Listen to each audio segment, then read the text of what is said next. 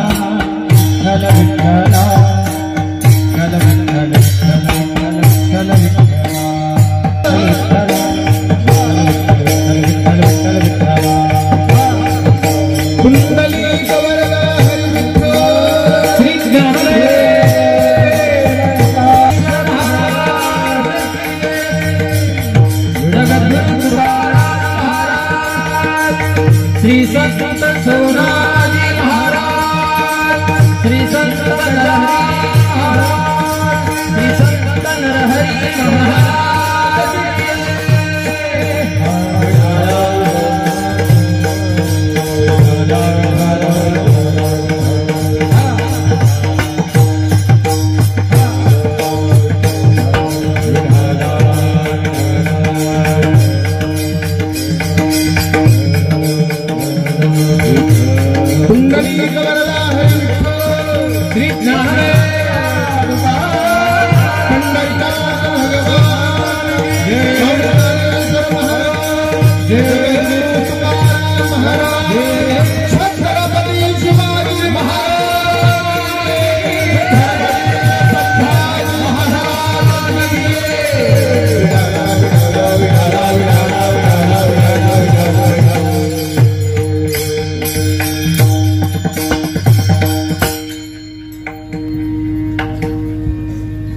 घालीन लोटांगण वंदेन चरण, डोळ्याने पाहीन रूप तुझे,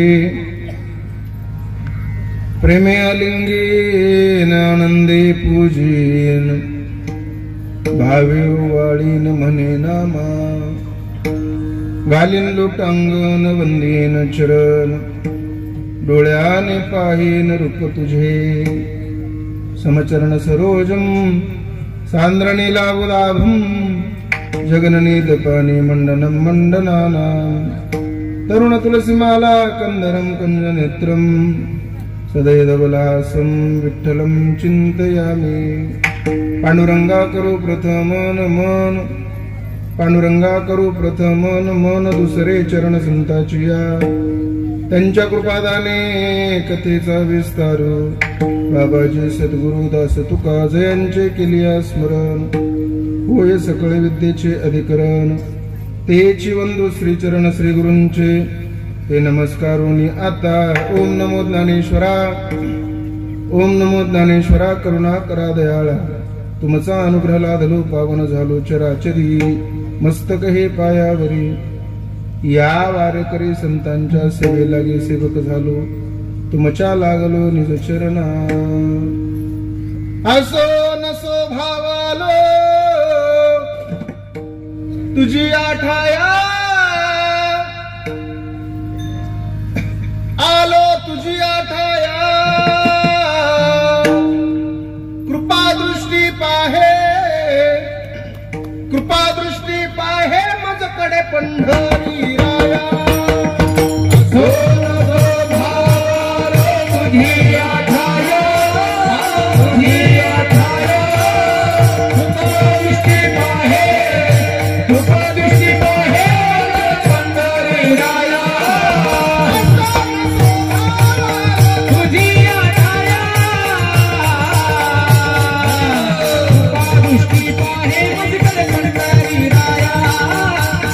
दृष्टी पाहे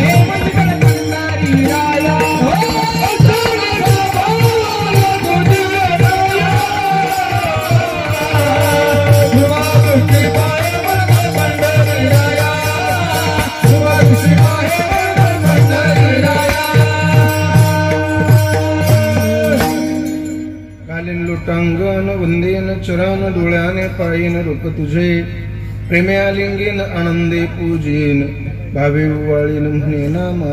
प्रस्तुत प्राप्त प्रसंगी प्राप्त स्थळी चिंतन रूपी सेवेसाठी निवडलेला अभंग. त्या अभंगावर चिंतन करण्यापूर्वी थोडासा परिहार द्यायचा, तो म्हणजे असा. अखिल पट ब्रह्मांड नायक रुक्मिणी प्राण संजीवन जगत आधार पांडुरंग परमात्म्याच्या असीम आघात कृपेने मुक्त कैवल्य तेजोनिधी ज्ञानियांचे राजे योग्यांची माऊली साधकाची मायबाप अनाथाची माय विश्व माऊली ज्ञानोबाराय आदी करून श्रीमंत संत जगद्गुरु तुकोबाराय सकल संत मांदियाळीच्या कृपा आशीर्वादानं समापन्न होत असणारा श्री विठ्ठल श्री सोनाजी महाराज यात्रा महोत्सव कीर्तन महोत्सव अत्यंत भव्य दिव्य पद्धतीनं अत्यंत सुंदर अशा पद्धतीनं गेल्या किती वर्षापासून अनादिकालापासून चालत असलेला भव्य दिव्य अखंड हरिनाम सप्ताह अत्यंत गोड अत्यंत सुंदर नियोजन या ठिकाणी आल्याच्या नंतर पाहायला मिळालं. खर तर 600 किलोमीटरचा प्रवास करून तुमच्यापर्यंत पोहोचलोय. एवढ्या लांबचा प्रवास करून इथं येत असताना इथं येऊच तर थकवा जाणवला, पण तुम्हाला पाहिल्यावर जरा मला फ्रेश वाटायला लागले. म्हणून हे सुंदर आपलं कोणता बाजार, भालेगाव बाजार ना, भालेगाव बाजार नावाचं हे अत्यंत सुंदर गाव या ठिकाणं या गावातील आदरणीय श्री विनोद दादा यांनी मला संपर्क केला. त्यांच्या माध्यमातून तुमच्या सगळ्यांच्या दर्शनाचा योग आहे. अत्यंत सुंदर नियोजन आहे, सुंदर साऊंड सिस्टम आहे, सुंदर ऐकणारे तुम्ही श्रोतृवर्ग आहात. वाजवणारे गाणारे टाळकरी मंडळी विनेकरी बाबा ही सगळी संस्थेतील माझी जनाबाई मुक्ताबाई मीराबाई ही सगळी मंडळी उपस्थित आहे. सगळ्यांना मनापासून धन्यवाद देतो. ज्यांनी सुरुवातीची चाल गायली असे आदरणीय महाराष्ट्रातील नामांकित संगीत विशारद संगीत अलंकार आदरणीय श्री उमेश महाराज आणि आदरणीय श्री सागर महाराज, महाराष्ट्रातील दोन्ही नामांकित गायनाचार्य मंडळी आपल्या या सप्ताहासाठी या ठिकाणी गेली 10 दिवस लाभली. मी तर असं म्हणेल की महाराष्ट्रातला सगळ्यात मोठा सप्ताह तुमच्या गावचा आहे. बरेच सप्ताह 7 दिवसाचे असतात, 8 दिवसाचे असतात, पण तुमच्या गावचा सप्ताह 11 दिवसाचा असतो. एखादी खांडतीत असली तर तो सप्ताह 10 दिवसाचा होतो. म्हणून यावर्षी खांडतीत असल्यामुळे 10 दिवसाचा अत्यंत देखणा सप्ताह तुम्ही समस्त गावकऱ्यांनी आयोजित केला. हे बघा, तुमचा आणि माझा काही कोणाचा जास्त परिचय नाही. मी तुमच्या परिसरामध्ये नवीनच आहे. ही सगळी मंडळी इथं मला नवीन दिसत आहेत, पण मला असं वाटतंय की जरी आपण एकामेकाला नवीन असलो, मी तुम्हाला नवीन असलो, तुम्ही मला नवीन असलात, तरी कीर्तन आपल्यासाठी नवीन नाही. म्हणून सर्वांगाचे कान करून सगळ्यांनी कीर्तन श्रवण करा. मृदंग वाजवण्यासाठी आमचे आदरणीय हरिभक्त परायण श्री विशाल महाराज उपस्थित आहेत. या सगळ्यांसाठी एकदा जोरदार टाळ्या वाजवा. पेटी वादक अत्यंत सुंदर आहेत. दोन्ही चोपदार अत्यंत चोपदारासाठी जोरात वाजवा. चोपदार असा ढेरीदार शोभला पाहिजे. जसा महाराज आहे तसा चोपदार शोभला पाहिजे, बरोबर की नाही. बघा एकदम यांच्याकडे किती पिळदार मिशा आहेत, शेवयांच्या बी आहेत, पिळदार मिशा. नाही तर कधी कधी एवढं अवघड आहे. त्या दिवशी पुण्याला कीर्तन होता, यांच्यासारखा जाड चोपदार होता, मोठाच्या मोठा होता, पण होठावर मिशीच नव्हती. ज्याच्या ओठावर मिशी नाही ते कसं जमल चोपदार. पण आज सुंदर आहे. त्यांना सगळ्यांना मनापासून धन्यवाद. दादावर चोपदार की हलकी समजू नका. तुम्ही म्हणजे आमच्यासाठी छत्रपती शिवाजी महाराजांचे मावळे आहेत. जे मावळे छत्रपती शिवाजी महाराजांनी, ऐका बरं, हे चोपदार म्हणजे उगाच उभा केलेले चोपदार आहेत असं नाही. हे चोपदार म्हणजे ज्ञानेश्वरीमध्ये सांगितलेले नाहीत. हे चोपदार म्हणजे गाथ्यामध्ये सांगितलेले नाहीत. ज्यावेळेस जगद्गुरु तुकोबाराय कीर्तन करायचे त्यावेळेस जगाचा महाराष्ट्राचा जाणता राजा छत्रपती शिवाजी महाराज तुकोबारायांच्या कीर्तनाला येऊन बसायचे. आणि तुकोबारायांच्या कीर्तनाला दिलेलं संरक्षण म्हणजे हे चोपदार आहेत. आणि ते चोपदार महाराष्ट्राचे आहेत. महाराष्ट्राची परंपरा माझ्या छत्रपती शिवाजी महाराजांच्या काळापासून ही चोपदारांची आहे. म्हणून तुम्हाला दोघांना सुद्धा मनापासून धन्यवाद देतो. ही सगळी मंडळी सगळ्यांना धन्यवाद देतो. माझा सगळा तरुण वर्ग इथं माझ्या कीर्तनाला बसलाय. फक्त विनंती एवढीच आहे, जसे इतके सुंदर टवटवीत चेहरे करून आत्ता बसलात ना, सुटेपर्यंत असेच राहू द्या एवढी विनंती आहे. विडाला विडाला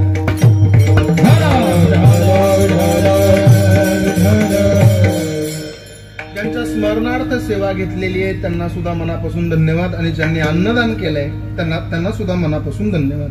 कीर्तन थोडं लक्षपूर्वक ऐका, मी महत्वाचं तुमच्याशी बोलणार आहे. सेवेसाठी निवडलेला अभंग 2 चरणाचा आहे. मी नेहमी कीर्तनामध्ये सांगत असतो, महाराज तुम्ही आम्ही भाग्यवान माणसं आहोत. तुम्ही आम्ही भाग्यवान माणसं या करता आहोत कारण आपला जन्म या महाराष्ट्रामध्ये झाला.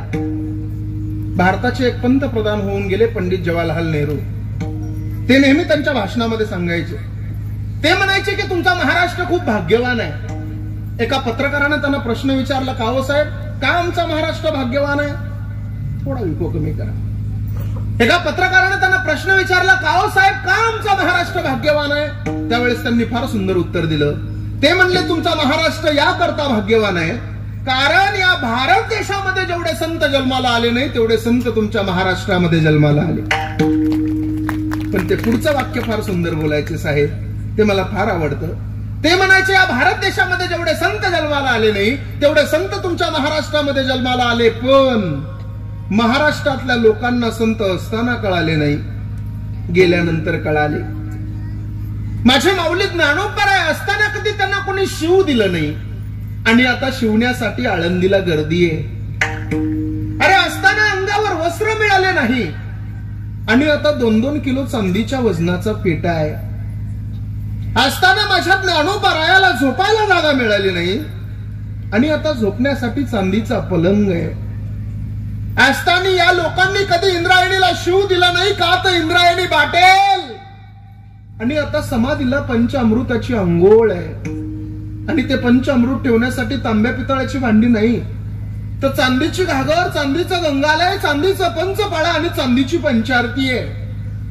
अरे असताना ही मुक्ताबाई, ज्ञानाई, मुक्ताबाई, सोपान काका ही मुलं 2-2, 2.5 किलोमीटर अंतरावर माधुकरी मागण्यासाठी गेली, तर या समाजानं दगडा विटा मातीशिवाय त्यांना कधी काही दिलंच नाही, आणि आता त्याच मुलांच्या दर्शनासाठी 2-2, 2.5 किलोमीटर अंतरावर रांगा आहेत.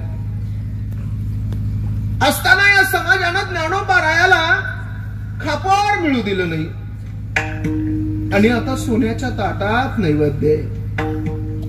अरे असताना शिवलं की पाप होत होतं, आणि आता त्यांना शिवल्यावर माझं पाप निघून जात आहे, म्हणून त्यांना शिवण्यासाठी आळंदीला गर्दी आहे. अरे असताना या समाजानं मुक्ताबाईला, ज्ञानेश्वर माऊलींना पैठणला न्याय मिळू दिला नाही, आणि आता आपल्यावर अन्याय झाला की आपण मुक्ताई नगरला जातो, आपल्यावर अन्याय झाला की आपण न्याय मागायला आळंदीला जातो, आपल्यावर अन्याय झाला की आपण पंढरीच्या दरबारामध्ये जातो. ज्या ज्ञानोबरायाला पैठणकरांनी न्याय दिला नाही ना, ते ज्ञानोबराय तुमच्या माझ्या सामान्य लोकांना न्याय देण्याचं काम करतात. कधीतरी जा आळंदीला, या बघू. या समाजानं संताला दिला तो केवळ त्रास. अरे माझ्या ज्ञानोबराय पहिल्यांदा पंढरीच्या वारीला निघाले, पहिल्यांदा पंढरीच्या वारीला अनवाणी पायानं ज्ञानोबरायानं वारी केली. पाय उन्हामध्ये भाजत होते म्हणून वडाची पानं पायाला बांधली, पहिली पंढरीची वारी माझ्या ज्ञानोबरायानं केली. आणि आता माऊली पंढरीला निघाली तर सोन्याच्या पादुका चांदीच्या पालखीत आहेत, चांदीची पालखी चांदीच्या रथात आहे, आणि चांदीच्या रथाला बैलजोड कोणाचा झुंपायचा म्हणून निलाव आहे, आणि निलावामध्ये ज्याचा नंबर येईल त्याची बैलांसकट आळंदीमध्ये मिरवणूक आहे. बोला ना साहेब. असताना या समाजानं संताला काय दिलं? अहो दिला तो केवळ त्रास. ज्या तुकोबरायाचे अभंग तुम्ही आम्ही रोज वाचतो, ज्या तुकोबरायाचा गाथा वाचताना आपल्याला आनंद वाटतो, 4,500 अभंगाचा गाथा तुकोबरायांनी लिहिला, पण तो गाथा निर्माण होत असताना त्रास किती झाला माहिती आपल्याला? जगद्गुरु तुकोबराय अभंग म्हणायचे ना, त्यावेळेस जगद्गुरु तुकोबरायाचा गाथा लिहिण्याचं एक संत काम करायचे. त्या संताचं नाव आहे संताजी जगनाडे.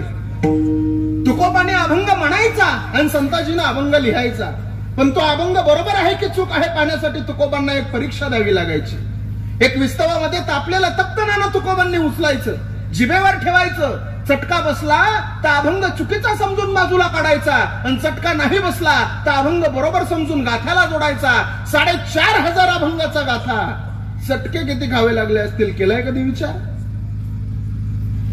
या समाजानं संताला दिला तो केवळ त्रास. म्हणून मी नेहमी एक वाक्य बोलत असतो समाजासाठी, दादानो, असताना केलं जातं ते दर्शन असतं, आणि गेल्यानंतर केलं जातं ते प्रदर्शन असतं.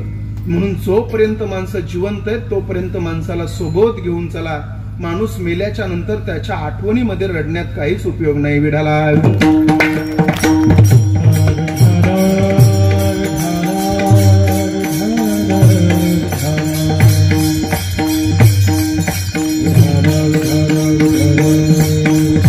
कीर्तनरूपी सेवेसाठी निवडलेला अभंग त्याच महाराष्ट्रातल्या संतांचा आहे.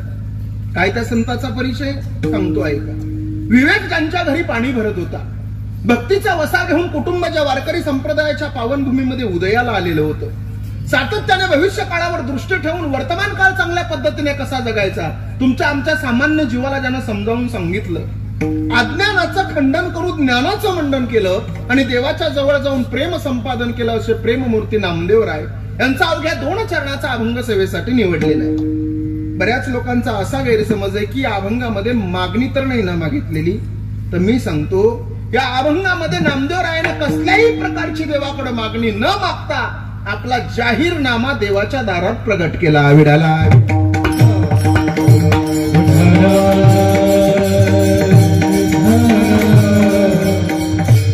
तुम्ही म्हणाल महाराज जाहीरनामा प्रगट केला म्हणजे नेमकं काय केलं? आता आलाय महाराज 2024चं इलेक्शन. 2024च्या इलेक्शनला आमच्या समोर जाहीरनामे येतात. कुणाचे? आमदाराचे, खासदाराचे येतात ना जाहीरनामे. जाहीरनाम्यामध्ये त्यांचं लिहिलेलं असतं, मी या 5 वर्षात हे करील, मी त्या 5 वर्षात ते करील. मग नामदेवरायाचा असा काही जाहीरनामा आहे का? ऐका, लक्ष देऊ. आमदाराचा जाहीरनामा वेगळा आहे आणि नामदेवरायाचा जाहीरनामा वेगळा आहे. आमदाराचा काय जाहीरनामा असतो? आमदार साहेब आपल्याकडे येतात आणि काय म्हणतात, जर तुम्ही मला बहुमतानं विजयी केलं तर मी तुमच्या गावातले रस्ते बांधून, बोला ना, मोठ्यानं बोला.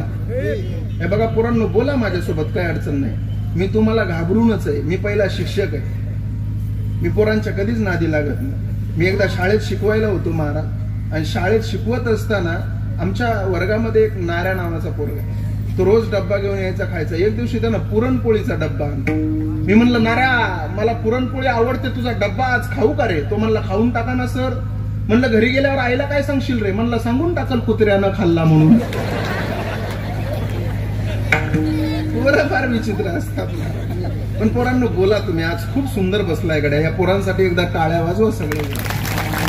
फार सुंदर. आज खरंच फार वातावरण सुंदर आहे. माईक सिस्टम अत्यंत सुंदर आहे. टाळकरी अत्यंत सुंदर आहेत. ऐकणारे सुद्धा अत्यंत तीक्ष्ण आहेत. असं सुंदर टाळकऱ्यांची साथ मला फार आवडली. आणि टाळकरी पाहिजेतच महाराज कीर्तनाला. सगळं कीर्तनाचा माहोल, कीर्तनाची रंगत हे सगळी टाळकऱ्यांवर असते. आणि हे फक्त नियोजन करणाऱ्यांना जमलं पाहिजे. तुमच्या गावातल्या लोकांना चांगलं जमलंय टाळकऱ्यांचं मत. नाही तर कधी कधी टाळकरी एवढे वातावरण, टाळकरी खरं सांगू का तुम्हाला, टाळकऱ्यांची साथ असेल तर कीर्तनाला रंगत आहे. नाही तर कधी कधी टाळकऱ्यांची साथ एवढी वाईट भेटते, त्याच्यापेक्षा कोरोनाची बरी वाटते. एकदा माझ्या काल्याच्या कीर्तनामध्ये मी अभंग घेतला होता. रंगनी रांगत गुलगुला बोलत, रंगनी रांगत गुलगुला बोलत. पाठीमागचे सगळे म्हणत होते, रंगनी रांगत गंगुला बोलत. कसं काय करायचं सांगा बरं. आज सुंदर आहे सगळं. मला सांगा, आमदाराचा जाहीरनामा वेगळा आहे. ऐका बरं, लक्ष द्या. आमदाराचा जाहीरनामा वेगळा आहे आणि नामदेवरायाचा जाहीरनामा वेगळा आहे. पोरांनो, माझा प्रश्न आहे तुम्हाला. मला सांगा, आमदार साहेब आपल्याकडे आल्याच्या नंतर त्यांचा एक जाहीरनामा असतो. काय म्हणतात? हे बघा, जर तुम्ही मला बहुमतानं विजयी केलं तर मी तुमच्या गावातले रस्ते बांधून देईन, मी तुमच्या गावात बिघडलेली शाळा दुरुस्त करून देईन, मी तुमच्या गावात पिण्याच्या टाकीची व्यवस्था करीन, मी तुम्हाला लाडकी बहीण योजना, बोला ना, देईल. अरे तुम्ही तरी बेमान नका होऊ. ज्यानं तुम्हाला दिलंय त्याला तरी सपोर्ट करा. बोला ना, बोला बोला बोला. ऐका, तुम्हाला आमदार साहेब येऊन काय म्हणतात? मी तुम्हाला लाडकी बहीण योजना देईल. हा झाला आमदारांचा जाहीरनामा. ऐका बरं, आता माझ्या नामदेवरायाचा जाहीरनामा सांगतो. ऐका, नामदेवराय देवाकडे जातात आणि देवाला म्हणतात, देवा, जर तू मला पंढरपुरामध्ये ठेवलंस तर मी तुझ्या चरणावर लोटांगण घालीन, मी तुझ्या चरणाचं वंदन करीन आणि मी तुझ्या सुंदर स्वरूपाला डोळे भरून पाहीन. देवा, जर तू मला या पंढरपुरामध्ये ठेवलंस तर मी तुला प्रेमानं आलिंगन देईन, आनंदाने तुझी पूजा करीन आणि सद्भावनेने तुला ओवाळून दिलेलं जीवन कृताकृत्य करीन असा अभंगाचा सरळ भाव. विढाला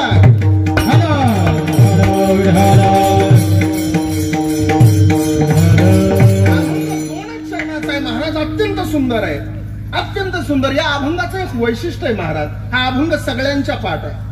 चला बोला, कोणाच्या अभंग पाठ नाही? सगळ्यांच्या पाठ आहे. गायकांच्या पाठ आहे, वादकाच्या पाठ आहे, कीर्तनकाराच्या पाठ आहे, विणेकराच्या पाठ आहे, चोपदाराच्या पाठ आहे, आमदाराच्या पाठ आहे, खासदाराच्या पाठ आहे, चित्रकाराच्या पाठ आहे, पत्रकाराच्या पाठ आहे, डॉक्टरांच्या पाठ आहे, वकिलांच्या पाठ आहे. याचं एकच कारण आहे, हा अभंग ज्यावेळेस प्रसाद घ्यायचा त्यावेळेस म्हणत असतात. शेवट झाला की हा अभंग म्हणला की त्या कार्यक्रमाचा शेवट झाला असं आपल्यात समजतात. हा अभंग सगळ्यांचा पाठ आहे, हा अभंग सगळ्यांच्या पाठ आहे. याच्या पलीकडे बोलू, हा अभंग कीर्तनाला आलेल्या प्रत्येक माणसाच्या पाठ आहे. जे कीर्तनाला आले त्यांच्या पाठ आहे, जे आले नाही त्यांच्या पाठ आहे, जे येणाऱ्याला येऊ देत नाही त्यांच्या पाठ आहे. आणि एवढा चांगलाच कार्यक्रम चाललेला असून घरी झोपलेत त्यांच्या सुद्धा पाठ आहे. अभंग सोपा आहे. या अभंगामध्ये नामदेवराय हा सुंदर नरदेह आपल्याला दिला ना, या नरदेहानं त्या देवाला हा नरदेह समर्पित भक्तीच्या माध्यमातून कसा करायचा, भावनेच्या माध्यमातून कसा करायचा असं सविस्तर चिंतन देतं. ऐक, माझी भाषा तर कळते ना तुम्हाला सगळ्यांना? भाषेत तर काही फरक हे बघा, मला लय अवघड कीर्तन जमत नाही. मी तर तुम्हाला घटन मटन पटन रज्जन सरपन ख्यातीन सत्ख्यातीन असत्ख्यातीन पूर्वमीमांसन उत्तरमीमांसन सांख्यन गौतमन कानादनन आविर्वचनेन विक्षेपन आवरणन मोक्षण अपरोक्षनाशन परोक्षनाशन अनंत व्याप्ती असल्या भानगडीत पाडणार नाही. सोप्या पद्धतीत माझे शब्द तुमच्या हृदयापर्यंत कसे पोहोचतील याचा प्रयत्न करणार आहे. आणि सोप्या पद्धतीत कीर्तन कळत असेल तर महाराज मंडळीनं जास्त अवघड बोलू नये या मताचा मी आहे. काही काहींना लय अवघड बोलण्याचा नाद आहे. माझा एक मित्र आहे, त्याला साहित्यिक बोलण्याचा नाद आहे. आपण सरळ जरी बोललो ना तरी तो साहित्यिक भाषेमध्ये सांगतो, साहित्यिक भाषेमध्ये. मी एक दिवशी त्याला म्हणलं, राजा माझ्या कीर्तनाला का नाही रे आला? त्यानं लगेच त्याच्या भाषेत सुरू केलं मला बोलायला. काय म्हणला माहितीये? महाराज, मी माझ्या द्विचक्री यानावरून मार्गाक्रमण करत असता माझ्या द्विचक्री यानाचा जो वर्तुळाकार भाग आहे ना, त्या वर्तुळाकार भागामधील लबराला छिद्र पडल्यामुळे त्याच्यामधील हवा नावाचं प्रदूषण मल आकाशामध्ये विलीन झालं, करिता मी कीर्तनाला येऊ शकलो नाही. म्हणलं, येड्या पंक्चर म्हण ना. पंक्चर म्हणल्यावर कळत असेल तर मईवरील पाषाणांचं छिद्र काय करायचे? सोप्या पद्धतीत कळत असेल तर अवघड बोलायची गरज नाही. महत्वाचा मुद्दा असा आहे, हा सुंदर नरदेह जगाच्या मालकानं आपल्याला दिलाय. लक्ष द्या माझ्या बोलण्याकडे. पोरांनो, या नरदेहानं आपण त्या देवाची भक्ती केली पाहिजे. हा नरदेह कशाला दिलेला आहे? देवे दिला देह भजना गोमटा आणि तो या झाला फाटा. एवढा सुंदर नरदेह जगाच्या मालकानं त्याचं भजन करण्यासाठी दिला, पण आपण त्याचं भजन करायला तयार नाही. पोरांनो, खरं सांगू, हा सुंदर नरदेह 3.5 हाताचा आहे. या नरदेहाची किंमत 222 करोड रुपये. एका जपानच्या विल्सन नावाच्या शास्त्रज्ञानं या नरदेहाची 222 करोड रुपये किंमत ठरवलेली आहे. तुम्ही म्हणाल, महाराज आपल्या शरीराची कुठं 222 करोड रुपये किंमत होत असते का? चला, इथे बसलेल्या प्रत्येकापैकी मी एक जणाची एक किडनी 50 लाखाला विकत घेतो. कोण द्यायला तयार आहे? बोला. जाग्यावर पैसे घ्या, इथून हलून सुद्धा देऊ नका. बोला, कोण आहे? कोणी द्यायला तयार नाही महाराज. अरे 22 करोड रुपयाचा, 222 करोड रुपयाचा नरदेह जगाच्या मालकानं आपल्याला फुकट दिला. देवाचे आपल्यावर उपकार आहेत, त्या देवाची आपण भक्ती केली पाहिजे. एक उदाहरण सांगतो तुम्हाला, मी नेहमी कीर्तनात सांगत असतो, ऐका. आपल्यावर देवाचे किती उपकार आहेत. एक 80 वर्षाचा म्हातारा माणूस दवाखान्यामध्ये गेला आणि त्या 80 वर्षाच्या म्हाताऱ्या माणसानं डॉक्टरला सांगितलं, डॉक्टर साहेब, माझ्या हृदयामध्ये काहीतरी अडचण आहे. डॉक्टर म्हणले, बाबा तुमच्या हृदयाचं ऑपरेशन करावं लागेल. 80 वर्षाचं म्हातारा म्हणतंय, डॉक्टर साहेब काय खर्च लागायचं ते लागू द्या, पण माझ्या हृदयाचं यशस्वी पद्धतीने ऑपरेशन झालं पाहिजे. 80 वर्षाच्या म्हाताऱ्या माणसाला डॉक्टर साहेबांना ऑपरेशन थिएटर मध्ये नेलं, त्यांचं हृदय काढलं आणि हृदय काढून एका काचाच्या भांड्यामध्ये सांभाळून ठेवलं. 3 तास ऑपरेशन चाललं. 3 तासाच्या नंतर ऑपरेशन सक्सेस झालं. 80 वर्षाचं म्हातारं उठून उभा राहिलं, डॉक्टरांच्या समोर गेलं आणि डॉक्टरांना बोलू लागलं, डॉक्टर साहेब, अहो डॉक्टर साहेब, गेले 3 तास तुम्ही माझं हृदय काचाच्या भांड्यामध्ये सांभाळून ठेवलं, माझं ऑपरेशनही सक्सेस झालं, तुमचं बिल किती झालं? डॉक्टरानं बिल काढलं आणि 80 वर्षाच्या म्हाताऱ्या माणसाच्या हातात दिलं. त्या म्हाताऱ्या बाबानं बिल पाहिलं आणि त्यांच्या डोळ्यातलं पाणी गालावर आलं. बिल होतं 8 लाख रुपये. 8 लाख रुपये बिल पाहिल्याच्या नंतर ते म्हातारं माणूस रडायला लागलं. डॉक्टरांना वाटलं, बाबा पैसे जास्त झाले म्हणूनच रडता की काय? डॉक्टर म्हणले, ओ बाबा, अहो गेले 3 तास तुमचं हृदय मी काचाच्या भांड्यामध्ये सांभाळून ठेवलंय, तुमचं ऑपरेशनही मी सक्सेस केलंय, 8 लाख रुपये जास्त वाटत असेल तर 1 लाख रुपये कमी करतो, पण रडू नका. 80 वर्षाचं म्हातारं म्हणतोय, डॉक्टर साहेब 3 तास तुम्ही माझं हृदय काचाच्या भांड्यामध्ये ठेवलं, माझं ऑपरेशनही सक्सेस झालं. 8 लाख रुपये काय, 12 लाख रुपये जरी बिल केलं असतं तरी मी हसत हसत दिलं असतं. डॉक्टर म्हणले, बाबा तुम्ही रडता का? त्या 80 वर्षाच्या म्हाताऱ्यानं उत्तर किती सुंदर दिलं, पोरांनो ऐका.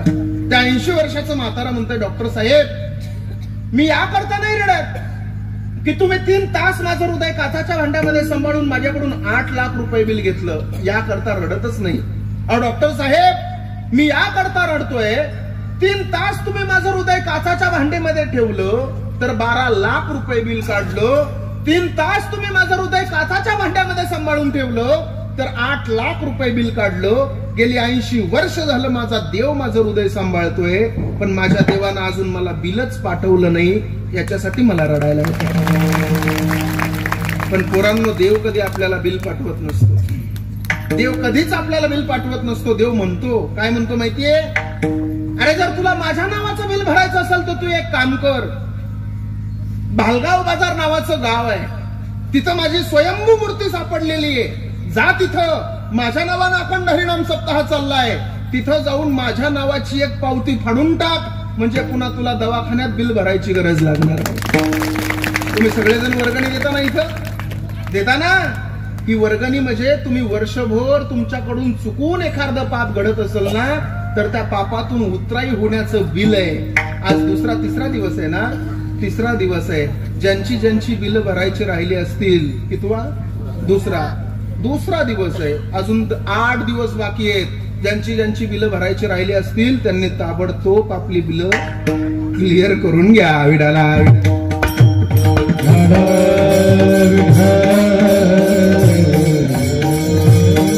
हा सुंदर नरदेह जगाच्या मालकानं आपल्याला दिला. आपण या नरदेहानं त्या देवाचं भजन केलं पाहिजे, हा नरदेह त्याला समर्पित केला पाहिजे.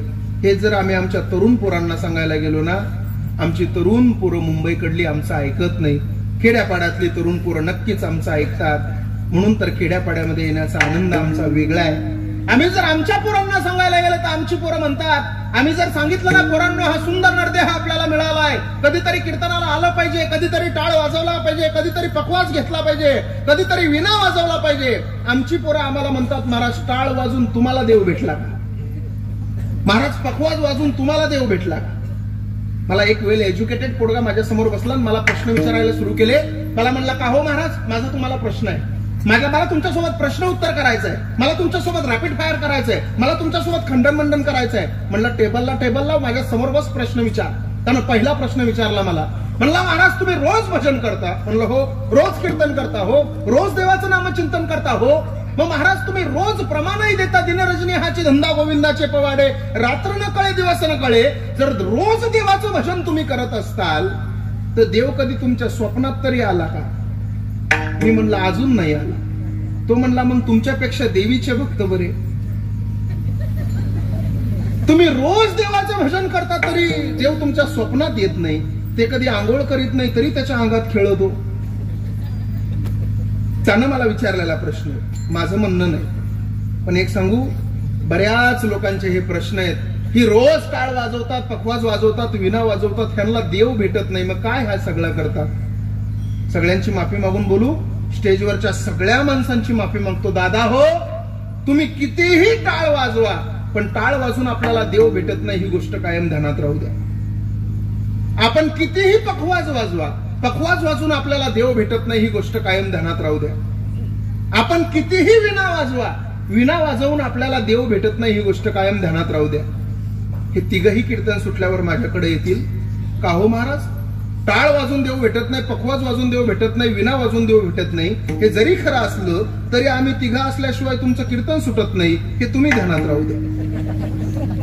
अरे दादा हो, तुम्ही तिघा असल्याशिवाय माझं कीर्तन सुटत नाही, हा तर पार्ट नंबर 2 आहे. तुम्ही तिघा असल्याशिवाय माझं कीर्तन सुरूच होत नाही, हा पार्ट नंबर 1. तरी सुद्धा मी माझ्या मतावर ठाम आहे. टाळ पखवाज विणा वाजवून आपल्याला देव भेटत नाही, मग कशासाठी वाजवायचा टाळ, कशासाठी वाजवायचा पखवाज? एवढा सगळा हा लाखो रुपयाचा खर्च करायचा कशाला? देव तर भेटत नाही ना, हा सगळा अट्टहास कशासाठी आहे? मग त्यासाठी मला महिला मंडळीला प्रश्न विचारायचा आहे. महिला मंडळ, माझ्या प्रश्नाचं तुम्ही योग्य उत्तर दिलं तर तुम्हाला एक सोन्याचं नाणं. प्रश्न लक्षपूर्वक ऐका. महिला मंडळ, मला सांगा, तुम्ही तुमच्या लग्नामध्ये तुमच्या पतीचं नाव घेता, पती भेटावा म्हणून का भेटलेला पती टिकावा म्हणून? सोन्याचं नाणं आहे, सोन्याचं. प्रश्न समजला नाही माझा तुम्हाला? पुन्हा एकदा विचारू. लग्नामध्ये तुम्ही उखाण्यात तुमच्या पतीचं नाव घेता, पती भेटावा म्हणून का भेटलेला पती टिकावा म्हणून?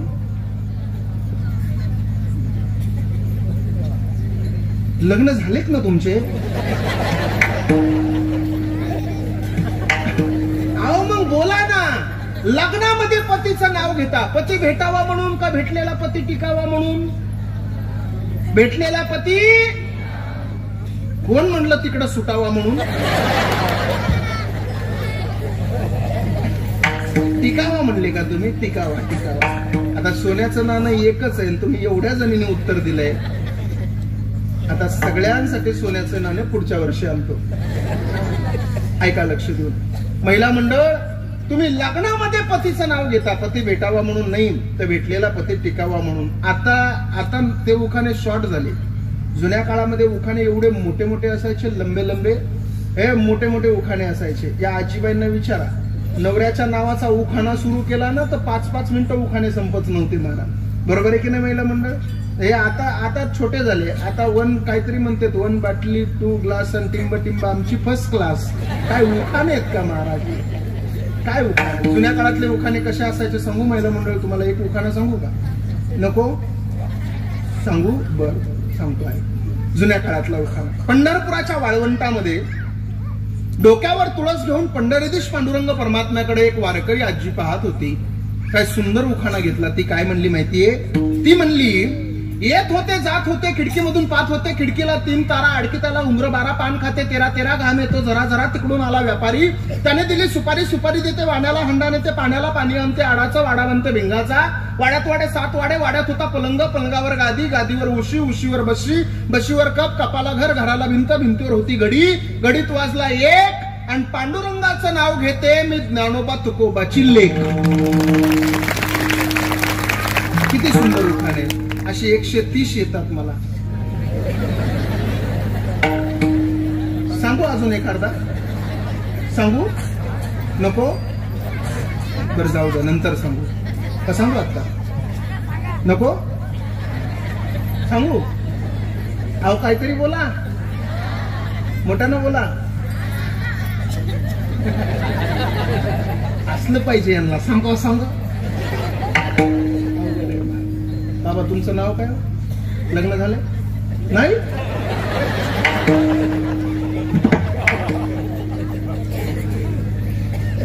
चोपदार काय नाव तुमचं? लग्न झालं? तुमच्यावरच घेतो एक. जुन्या काळातले उखाणे फार सुंदर. श्रीराम ना? वा. जय श्रीराम. घेतो तुमच्या वेळी. ऐका, आहे महिला मंडळ तुमची इच्छा तर ऐका. जुन्या काळातला अहो आधी केली बारशी पैठण केलं. गेल्या वर्षी पैठणची माता कवर पंढरपूरला जायची आवड. पंढरपूरला विठ्ठल रुक्मिणीचा जोडा. विठ्ठल रुक्मिणीच्या जोड्याची हवा पाहू कैकाडी महाराजाचा मठ पाहू. कैकाडी महाराजाच्या मठाला घालते मी वेडा. पुढा आला वाकडीचा वाडा. वाकडीच्या वड्याला सोन्याची हलकी. पुढे आली मुक्ताबाईची पालखी. मुक्ताबाईच्या पालखीला सोन्याचा तुरा. पुढे आला गोपाळपुरा. गोपाळपुऱ्यात जनाबाईचा खेळ. आता झाली आळंदीला जायची वेळ. आळंदीला थोरथोर साधू संत. थोरथोर साधू संतांची करते मी सेवा. पती म्हणतात माहूरला जावा. माहूरची साडी औंढा नागनाथाची पाहू फडी. औंढा नागनाथापाशी झाली दाटी. बासरला येणं केलं सरस्वतीसाठी. सरस्वतीपाशी एक मुक्काम राहू. राजूरचा गणपती पाहू. राजूरच्या गणपतीपाशी चतुर्थी सोडली. काही काही परळीला आले ग बाई. परळीच्या देवा शिवरात्रीला हवा. पती म्हणतात काशीला जावा. काशीला केलं 4 धाम. आधी केली ब्रह्मगिरी. नंतर केली त्र्यंबकेश्वरी. त्र्यंबकेश्वरीपाशी एक मुक्काम राहू. हवा ललिताची पाहू. शिर्डी साईबाबाला जाऊ. शिर्डी साईबाबापाशी धनुष्यबाण. मुंबईत मुंबादेवी छान. आणि मुंबईमध्ये मंत्र्यांची भरली सभा. आणि श्रीराम पाटलांच्या पाठीमागं परमेश्वर उभा. खरं सांगा तुमच्या लग्नात तरी एवढा लांब घेतला होता? मी घेतला का नाही? काढा 5000. ऐका, विनोदाचा मुद्दा बाजूला राहू. माझा मुद्दा जरी तुम्ही विनोदी अंगाने घेत असाल तरी मला बोलायचं वेगळं आहे. पोरांनो जुना काळ फार चांगला होता. ही जुन्या काळातली म्हातारी माणसं आहेत ना, ही म्हातारी माणसं फार सुंदर होती महाराज. त्यांचा काळ अत्यंत गोड होता. या जुन्या काळातल्या लोकांना विचारा, बाबा तुम्ही समोर बसलेले आहेत, मला सांगा तुमच्या काळात मोबाईल होता का, लॅपटॉप होतं का, कॅम्प्युटर होतं का, इंटरनेट होतं का, इंस्टाग्रामला अकाउंट आहे का तुमचं?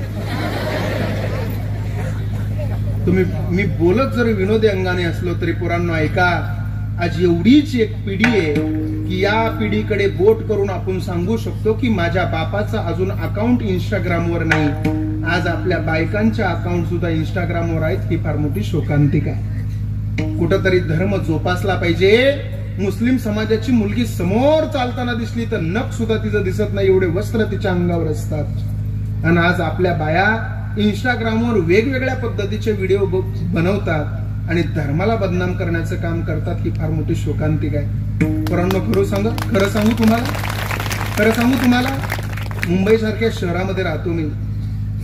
घरी भरपूर श्रीमंती आहे. ठरवलंच असतं ना तर वडिलांच्या पाठीमागे वडिलांचा बिझनेस सांभाळत महिन्याला 40 लाख रुपये कमवले असते रे. एकुलता एक आहे घरच्यांना मी. फक्त या तरुण वयामध्ये धोतर घालण्याच्या पाठीमागचं एकच कारण आहे की आमच्यासारख्या तरुणांनी धोतर घालून जर कीर्तन केलं तर हिंदू धर्मामधला व्यसनाधीन होत चाललेला तरुण, हिंदू धर्मापासून दूर होत चाललेला तरुण आमच्यासारख्या कीर्तनकाराकडे पाहून तरी हिंदू धर्माच्या वारकरी संप्रदायाच्या मंडपात येऊन बसेल म्हणून तरुण वयामध्ये आम्ही धोतर घातलं. आम्ही काय भिकारी नाही आहोत. आमच्या घरी काही पैसे नाही म्हणून हे करत नाही. पैशासाठी परमार्थ नसतो. परमार्थ हा धर्मासाठी असतो. धर्म जगला पाहिजे हे लक्षात घ्या पोरांनो. ही पिढी आहे ना फार सुंदर आहे. यांच्या काळामध्ये पोरांनो मोबाईल नव्हता, कॅम्प्युटर नव्हतं, काही नव्हतं, तरी सुद्धा एवढी सुंदर. अरे ही माणसं बांधावर उभा राहिली ना वैरणीच्या कडव्याचा हिशोब बोटावर मोजत होती. आज बांधावर उभा राहून तुम्हाला मोजायला लावलं तर कॅल्क्युलेटर काढू शकता तुम्ही. ही माणसं तोंडी हिशोब करायची, कारण यांच्या काळात गणिताची पद्धत पावकी, निमकी, दीडकी, सवाकी होती. बरोबर आहे का बाबा? आताची आपली गणिताची पद्धत काय झाली माहितीये? शिक्षक वर्गामध्ये गेले की आपल्याला शिकवायला सुरू करतात a square foot plus b square foot it equal to c square foot. शिकवणारालाही कळलं ना का मग शिकवतोय आणि शिकणाराचं तर बजेटच बसलं नाही.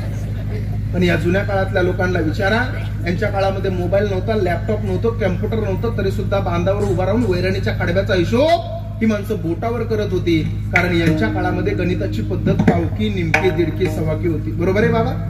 पाव एक पाव, पाव दोन्ही अर्धा, पाव त्रिक पाऊन, पाव चौक एक, पाव पाच सव्वा, पाव सत दीड, पाव सत पावणे दोन, पाव आठ दोन, पाव नऊ सव्वा दोन, पाव 2.5, निम एक निम, निम दोन्ही एक, निम त्रिक दीड, निम चौक दोन, निम 45, निम सत 3, निम सत 3.5, निम 8 4, निम 9 4.5, निम 10 5, पाऊन एक पाऊन, पाऊन दोन्ही दीड, पाऊन त्रिक सव्वा दोन, पाऊन चौक 3, पाऊन पाच पावणे 4, पाऊन सत 4.5, पाऊन सत सव्वा 5, पाऊन 8 6, पाऊन 9 पावणे 7, पाऊन 10 7.5. असे लई मोठे येतात, पण एका पाकिटामध्ये एवढं ज्ञान मी लोकांपर्यंत पोहोचू देत नाही. माझा एक नियम आहे. पोरांनो ऐका, एक वाक्य माझं घरी घेऊन जा. पोरांनो, आपल्या शाळेमध्ये आपले शिक्षक लोक आपल्याला त्रिकोण, काटकोण, चौकोन, षटकोन, लघुकोन हे कोण शिकवतील? आपल्या शाळेमध्ये आपले शिक्षक लोक आपल्याला त्रिकोण, काटकोण, चौकोन, षटकोन, लघुकोन हे कोण शिकवतील? पण जीवन जगायचं कसं याचा दृष्टिकोन फक्त वारकरी संप्रदायातल्या कीर्तनातच शिकवला जातो. हे अत्यंत महत्वाचं आहे. टाळ्या वाजवायच्या तर जरा मोकळ्या वाजवा ना. तुमच्या टाळीनं मच्छर बी मरणार नाही. विडाला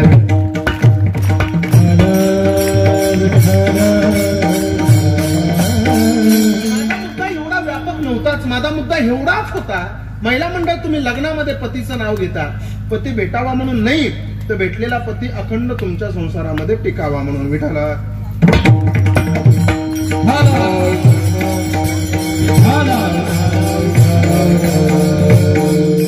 लग्नामध्ये पतीचं नाव तुम्ही पती भेटावा म्हणून घेत नाही, तर भेटलेला पती अखंड तुमच्या संसारामध्ये टिकावा म्हणून घेता. तसे आमचे टाळकरी, आमचे विनेकरी आणि आमचे मृदुंगाचार्य देव भेटावा म्हणून कधीच वाजवत नाही. तो अंतकरणामध्ये भेटलेलाच आहे. तो अखंड टिकून राहावा म्हणून त्याला भोगण्यासाठी वाजवली जाणारी ही साधन आहे.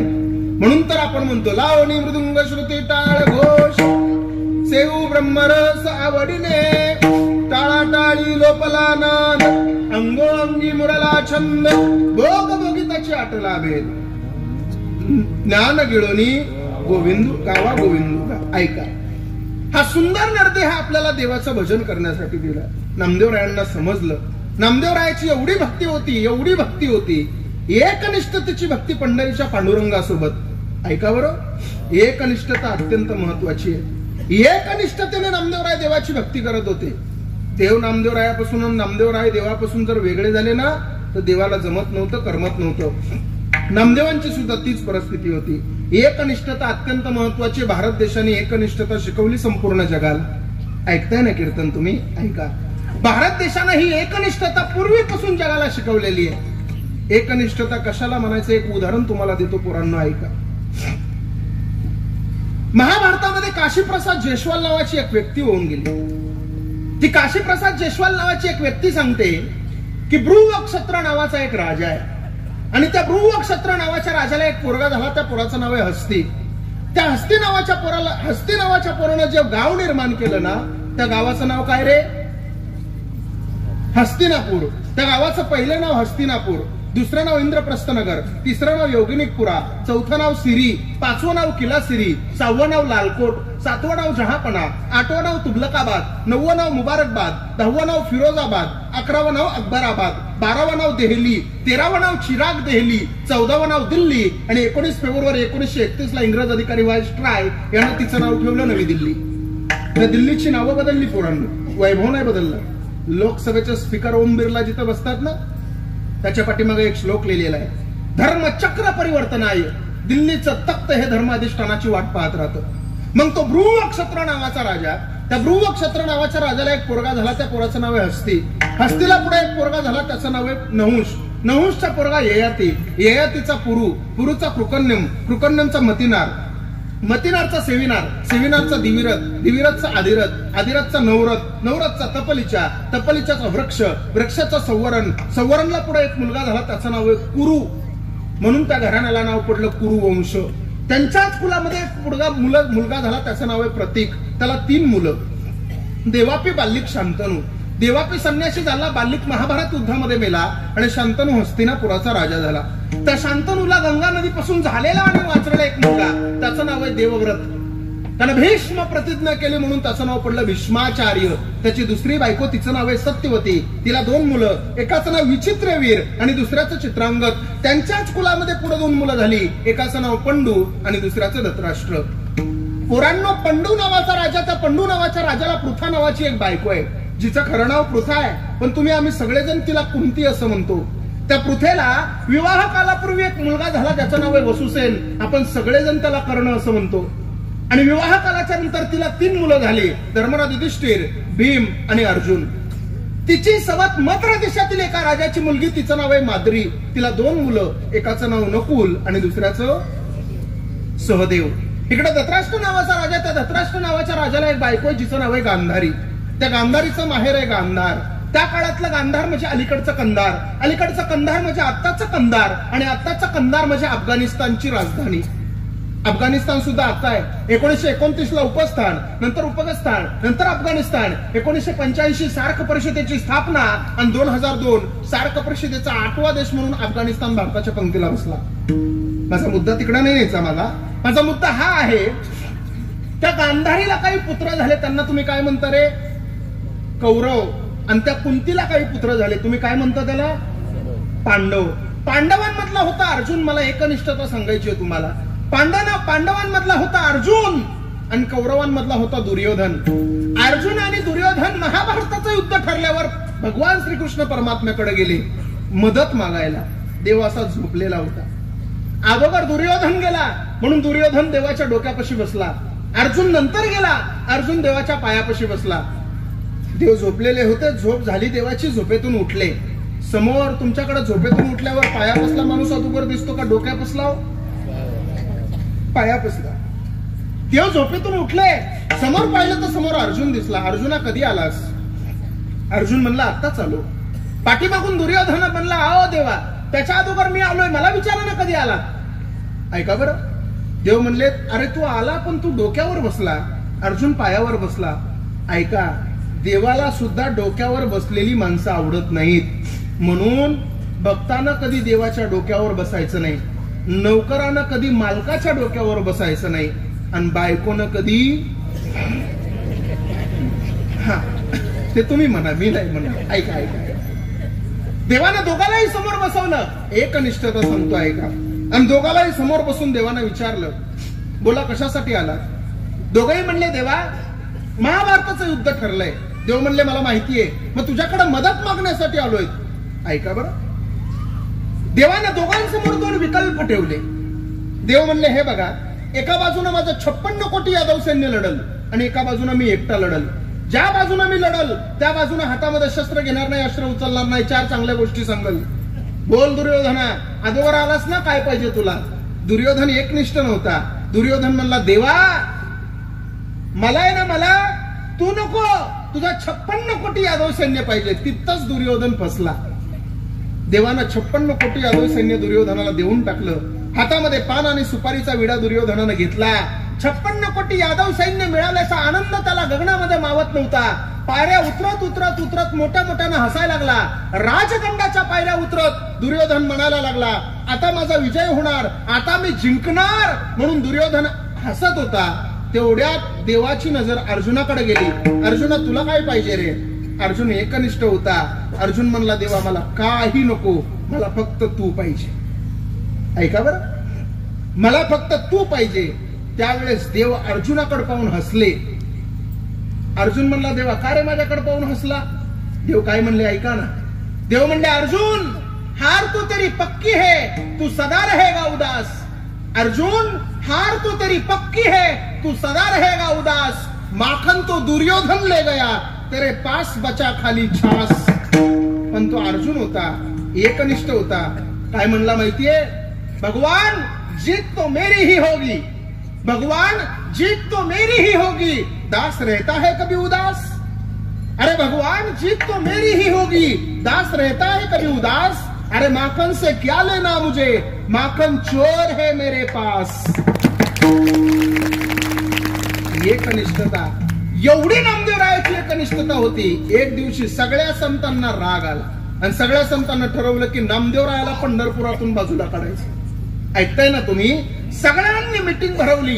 एका संतानं नामदेवरायाला पंढरपुरापासून दुसरं महात्म्य सांगितलं. पंढरपुरापासून दुसऱ्या देवाला श्रेष्ठ सांगण्याचा प्रयत्न केला. सगळ्यात पहिला नंबर लागला ज्ञानोबारायाचा. ज्ञानोबाराय गेले, नामा चल माझ्यासोबत तीर्थयात्रेला.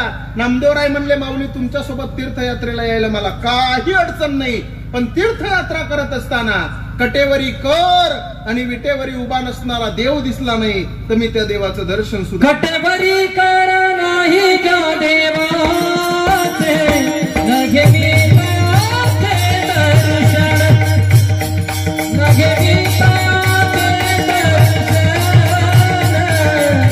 नघे मी तयाचे दर्शन. कटेवरी कर नाही त्या देवाचे,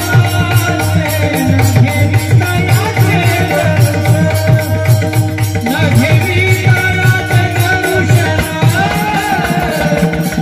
मी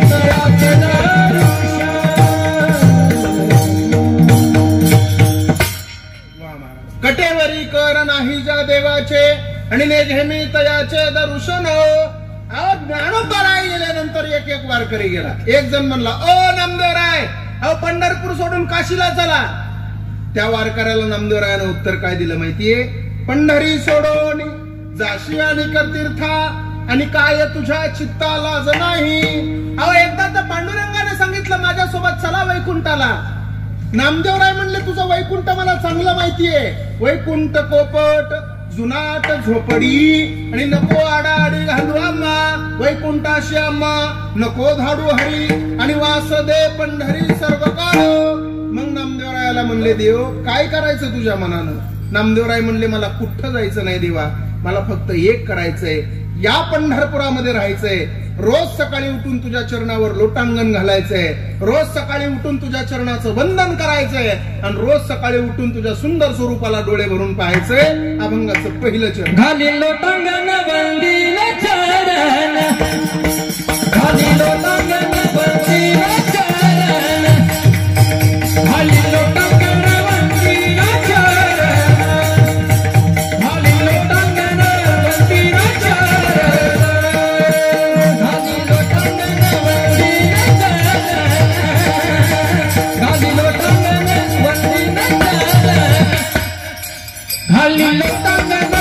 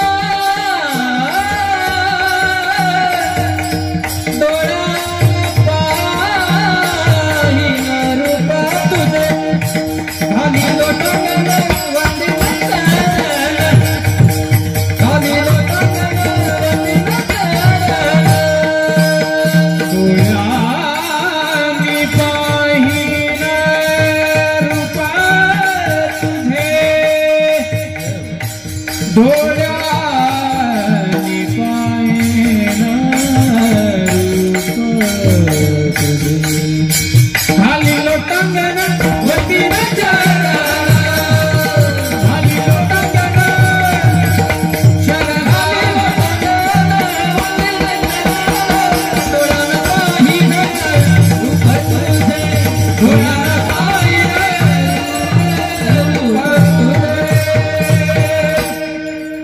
अभंगाच्या एका चरणाचा भाव तुमच्या समोर दिलेला आहे. माझ्याकडे वेळेनुसार फक्त 15 मिनिटं शिल्लक आहेत आणि 5 मिनिटं वाढलं तर चालेल काय? हा, 1 तास मुंबईला जायचंय मला दादा. चला ऐका, एका चरणाचा भाव तुमच्या समोर दिलेला आहे. सगळ्यांनी मोठ्या प्रेमाने भजन करा. तुमचं भजन जर मला पटलं तर मी कीर्तन थोडंसं वाढण्याचा प्रयत्न करतो, आहे की नाही? सुरुवातीला महिला मंडळ भजन करेल, नंतर पुरुष मंडळ करतील. महिला मंडळ गोर भजन म्हणायचं माझ्या पाठीमागं, म्हणताना सांगायचं नाही, मोठ्यानं माझ्यासोबत भजन म्हणायचं. म्हणताना सगळ्याजणी सुंदर भजन म्हणायचं. सगळ्यांनी माझ्यासोबत म्हणा. नामदेव जनाबाई सजीव चाललाय ना. जरा मोठ्याने म्हणा, मोठ्याने म्हणा. जुना काळ वाईट होता, आता तुमचा सुधारलाय काळ. तुमच्यासाठी जुना काळ चांगला नव्हता. तुमच्यासाठी जुन्या काळामध्ये पाण्यावर घागर डोक्यावर घेऊन विऱ्याला जावं लागायचं, बरोबर ना? किती त्रास होता. भाकरी करायची म्हणलं तरी त्या चुली समोर करायला लागायची, बरोबर ना? आता गॅस आला. आणि एक सांगू का तुम्हाला, चुलीवरच्या भाकरीला जी चव आहे ना ती गॅसवरच्या भाकरीला नाही. तुम्ही बघा कधी. आणि त्यामध्ये काटवटी मधल्या भाकरीला जी चव आहे ना ती परातीतल्या भाकरीमध्ये नाही. आहे का? बघा तुम्ही. महिला मंडळ खरं सांगा, काटवटीतल्या भाकरीला चव होती का नाही हो? लाकडाची काटवट तुम्हाला माहिती आहे ना सगळ्यांना. मग लाकडाच्या काटवटीमध्ये जी चव होती भाकरीला ती परातीमध्ये आहे का स्टीलच्या? का बरं नाही? एक दिवशी मी विचार केला, का बरं परातीमध्ये चव लागत नसल? मग माझ्या लक्षामध्ये आलं, काटवटीला पाय ठेवण्यासाठी 2 कानं असतात म्हणून काटवटीतल्या भाकरीला चव लागती. परातीला कानं नसतात. अगोदर पायाचे 2 अंगठे त्याच्यात गुंतवावे लागतात आणि नंतर भाकर थापावी लागते. कशी चव लागल त्या भाकरीला? त्याच्या पदस्पर्शाने पुनीत आणि पावन झालेली भाकर आपल्या ताटामध्ये कशी चव लागेल? बरोबर आहे का? म्हणताना सगळ्याजणी मोठ्यानं म्हणाले, नामदेव जनाबाई. वा. सोपान काका मुक्ताबाई. वा. नामदेव जनाबाई. सोपान काका मुक्ताबाई. वा. नामदेव जनाबाई. सोपान काका मुक्ताबाई. नामदेव जनाबाई. टाळी काही वाजत नाही.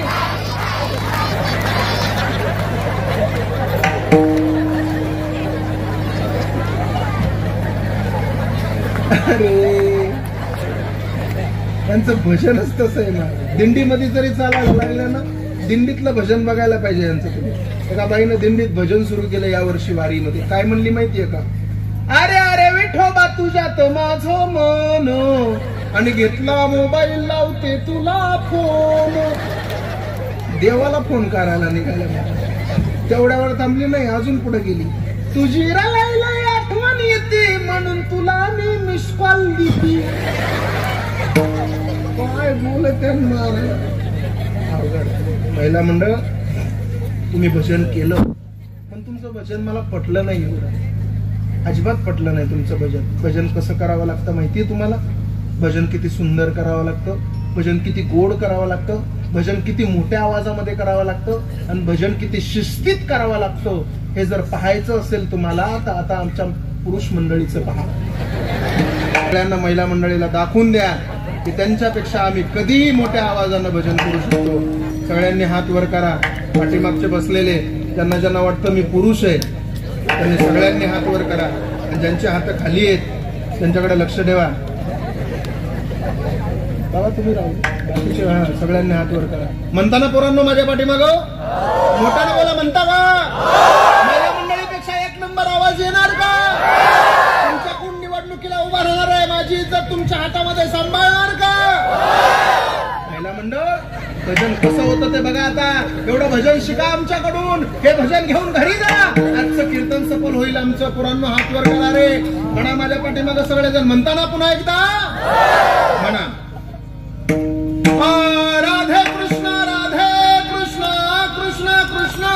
राधे राधे.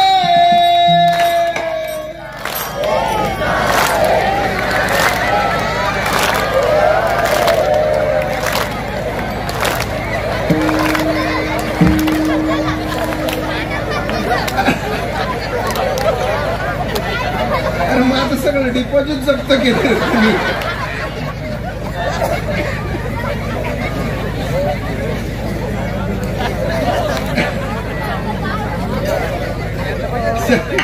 सगळ्यांनी हात वर करा. सगळ्यांनी, महिला मंडळ, पुरुष मंडळ, सगळ्यांनी हात वर करा. वा वा. आणि सगळ्यांनी माझ्यासोबत बघा. तुले हरी का नाम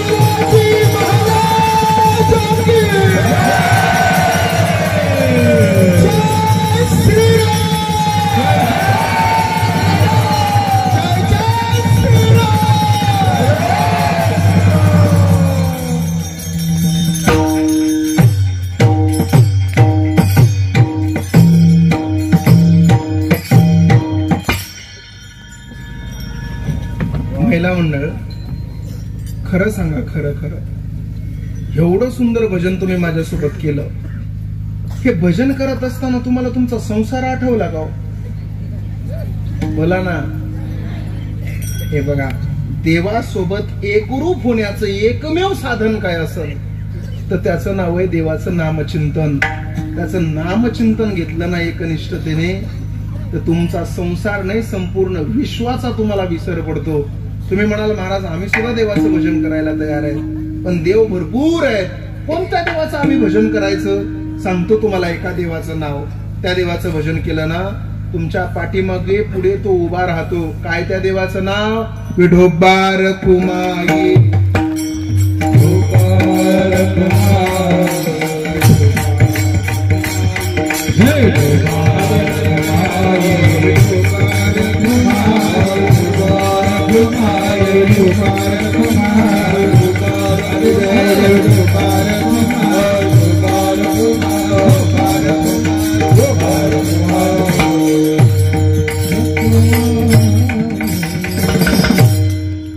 अभंगाच्या एका चरणाचा भाव तुमच्या समोर दिलेला आहे. माझ्याकडे वेळ फार कमी आहे, थोडं लक्ष देऊन माझ्याकडे ऐका.